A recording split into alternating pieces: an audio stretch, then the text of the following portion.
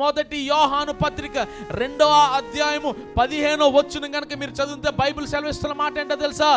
లోకమునైనను లోకములో ఉన్న వాటినైనను మీరు ప్రేమించిన ఎడల మీలో తండ్రి ప్రేమ ఉండదు.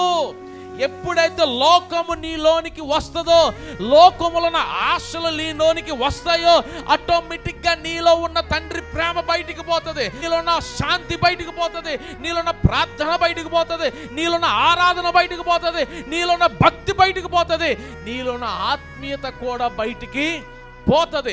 ఎప్పుడు? లోకము నీలోనికి ఎంటర్ అయినప్పుడు. కయ్యను అప్పుడు వరకు మంచి ఆరాధన చేశాడు, అప్పుడు వరకు అర్పణలు అర్పించాడు, కయ్యను అప్పుడు వరకు ప్రార్థన చేశాడు, అప్పుడు వరకు దేవుడితో మాట్లాడాడు. కానీ ఎప్పుడైతే ఈ యొక్క అసూయ ఆయనలోనికి ఎంటర్ అయ్యిందో, ఆయన ఉన్న ఆత్మీయత ఏమైపోయింది? ఆయన నుంచి బయటికి వెళ్ళింది.